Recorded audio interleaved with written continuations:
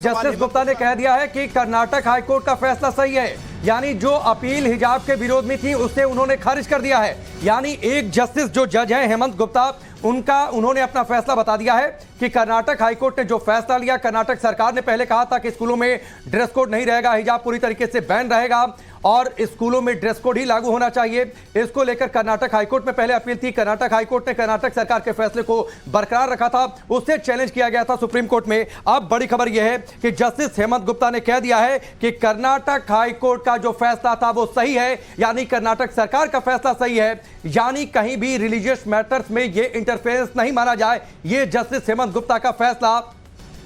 गौरव,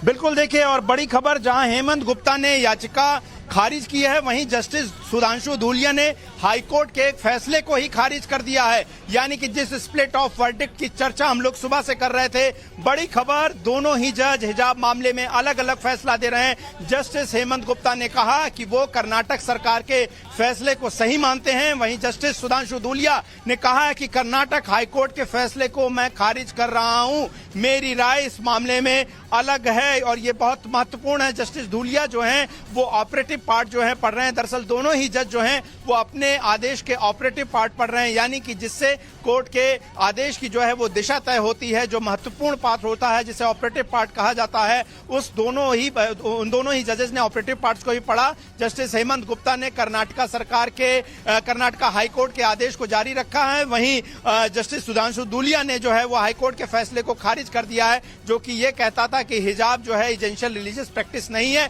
दूसरा ये कि कर्नाटक सरकार द्वारा यूनिफॉर्म के संवैधानिकता को लेकर, यानी कि स्कूल को जो है वो यूनिफॉर्म तय कर सकते हैं, इसका लेकर जो कर्नाटक सरकार का आदेश है वो सही है और कर्नाटक सरकार हाईकोर्ट ने भी इसे माना था। उस फैसले को जस्टिस सुधांशु धूलिया ने खारिज कर दिया। और देखिए, जस्टिस धूलिया ने एक महत्वपूर्ण बात कही है। जस्टिस धूलिया ने कहा है कि हाई कोर्ट को धार्मिक अनिवार्यता पर नहीं जाना चाहिए था, और ये बात मैंने इससे पहले भी दर्शकों के सामने जिक्र की थी कि जो संविधान का अनुच्छेद 25 है उसमें एसेंशियल रिलीजियस प्रैक्टिस जो है उनको 3 ही आधार पर जो है वो खारिज किया जा सकता है। पहला होता है पब्लिक ऑर्डर, यानी कि कानून व्यवस्था, दूसरा होता है मोरालिटी यानी कि नैतिकता, और तीसरा होता है स्वास्थ्य। और अगर इन 3 कसौटियों पर जो है कोई भी एसेंशियल रिलीजियस प्रैक्टिस जो है वो खरी नहीं उतर रही है तो उसे एसेंशियल रिलीजियस प्रैक्टिस नहीं माना जाता है। और ऐसे में चूंकि हमने दर्शकों को बताया कि ये जो पूरा एसेंशियल रिलीजियस प्रैक्टिस का मामला है वो सुप्रीम कोर्ट की संवैधानिक बेंच। गौरव, क्या आप जो बातें कह रहे हैं उसका ये मतलब मान लें जो जस्टिस धूलिया ने कही है कि ये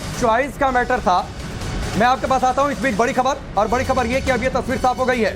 जस्टिस धूलिया ने हाईकोर्ट का फैसला खारिज कर दिया है, यानी एक जज इस फैसले के साथ है कर्नाटक हाईकोर्ट के, दूसरे जज इसके खिलाफ हैं। उन्होंने कह दिया कि मैटर ऑफ चॉइस का मामला है और कर्नाटक हाईकोर्ट को जाना नहीं चाहिए था धार्मिक अनिवार्यता के मामले में। अब यह तस्वीर साफ है कि यह पूरा मामला अब लार्जर बेंच को भेजा जाएगा, यानी फिर एक बार शुरुआत से दलीलें रखी जाएंगी, जीरा होगी। गौरव, एक सवाल और फिर मैं दूसरे अपने जो रिपोर्टर्स हैं उनका रुख करता हूं। क्या आपने जो बातें कही हैं उसका यह मतलब सीधे तौर पर मान लें कि जो जस्टिस धूलिया हैं वो सिर्फ इस बात पर कंसंट्रेट रहे कि ये चॉइस का मामला था, धर्म से जुड़ा हुआ था या नहीं था, कर्नाटक हाईकोर्ट को उसमें नहीं जाना चाहिए था? इसको कैसे देखा जाए इन दोनों बातों को?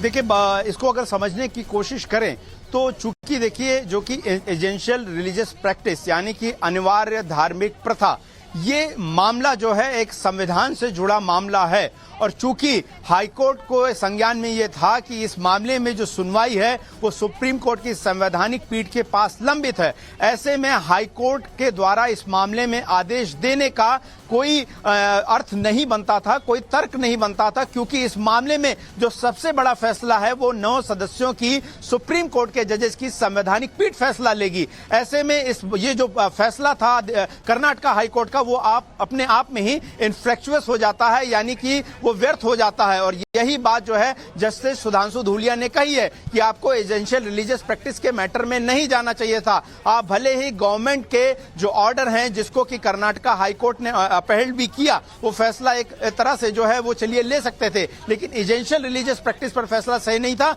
मसला चॉइस का नहीं है, मसला यहां पर इस बात का है कि सबरीमला से लेकर 3 तलाक से लेकर तमाम ऐसे धार्मिक मुद्दे हैं जिनको एसेंशियल रिलीजियस प्रैक्टिस के तहत जिनको लेकर विवाद बना हुआ है। सिर्फ हिजाब ही एक ऐसा मामला नहीं है। ऐसे में जब बहुत सारे महत्वपूर्ण पहलुओं को अभी सुप्रीम कोर्ट की संवैधानिक पीठ द्वारा जांचा जाना बाकी है, ऐसे में सिर्फ कर्नाटक हाई कोर्ट द्वारा यह तय कर देना कि हिजाब एसेंशियल रिलीजियस प्रैक्टिस नहीं है। तो ये जो ऑब्जर्वेशंस हैं इसको लेकर और आने वाले समय में कैसे तमाम रेफरेंसेस सामने आती है देखने वाली बात है। हमारे साथ कुंदन भी जुड़े हुए हैं। कुंदन, बड़ी बेंच को मामला जो है वो रेफर कर दिया गया है, लेकिन क्या ये साफ हो पाया है कि ये 3 जजों की बेंच के पास मामला जाएगा या संवैधानिक पीठ के पास?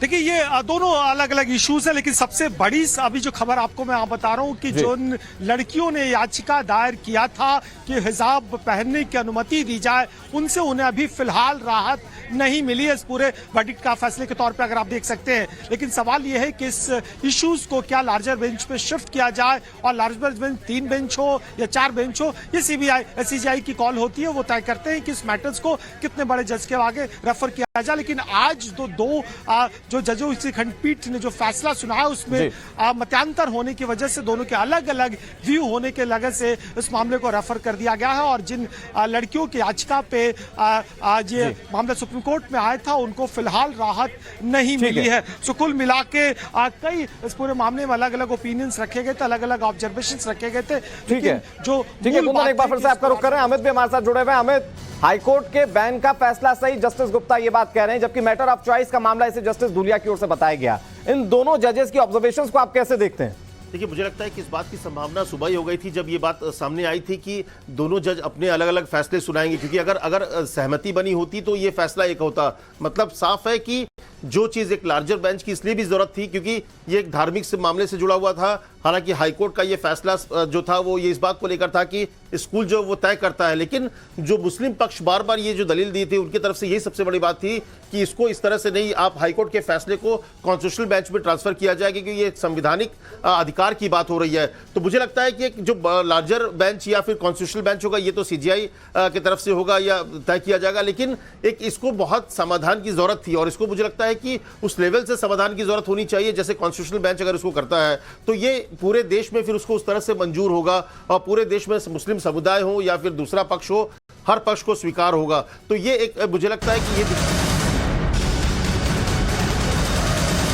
and how in the girls in the remote areas they work, they have to assist their families, then they have ultimately they go to the school, so it's very important for the girl child to have her education. So he has emphasized on the education of the girl, he has emphasized on her choice, and he has depended on the Bijoy manual judgment which has upheld this practice where a lady can put whatever covering. This background, now the Honorable Chief Justice will constitute a bench of that of course it will be a larger bench, and now the larger bench will hear all the SLPs afresh. लेकिन जिन लड़कियों ने जो अपनी demand रखी थी, क्या उसको किस तरीके से देखा जाए? क्या उनकी जो डिमांड थी कि उनको रिलीजियस प्रैक्टिस के मुताबिक हिजाब पहनने की अनुमति दी जाए, वो रहेगी या फिर अब तक अपेल ही रहेगा? नहीं, ऐसा है कि जो जस्टिस हेमंत गुप्ता ने जो 11 क्वेश्चंस फ्रेम किए हैं, उन क्वेश्चंस में दोनों पक्ष के जो दलील है उसको ध्यान में रखते हुए उन्होंने क्वेश्चन बनाए थे। उसमें लड़कियों का जो हिजाब वेयरिंग है वो एसेंशियल प्रैक्टिस में आता है नहीं आता, ये भी क्वेश्चन उन्होंने आंसर किया है लड़कियों के प्ली के अगेंस्ट। उन्होंने कहा कि एसेंशियल प्रैक्टिस का पार्ट नहीं है। लेकिन जस्टिस धुलिया का जो जजमेंट है उन्होंने आर्टिकल 19(1)A और आर्टिकल 25 का हवाला देते हुए इसको जायज माना है। अब जो लार्जर बेंच जो कॉन्स्टिट्यूट करेंगे honourable chief justice of India, उसका जो फैसला आएगा उसी फैसले पर इन सारे कर्नाटक हाईकोर्ट के जजमेंट का भविष्य निर्भर करता है। सर, अभी हाईकोर्ट का जो फैसला है कर्नाटक का, वो लागू रहेगा या वो खत्म हो चुका है? अब सीजीआई ये फैसला नहीं, ऐसा है कि जो कर्नाटक हाईकोर्ट का फैसला अभी तक लागू रहेगा, क्योंकि उसको सेटिस्फाइड नहीं माना जाएगा, क्योंकि एक जज ने उसको अपहोल्ड किया है, दूसरे जज ने उसको रिजेक्ट किया है, तो ये माइनॉरिटी व्यू हो गई। तो वो जजमेंट लागू रहेगा तब तक जब तक कि लार्जर बेंच का फैसला नहीं आ जाता।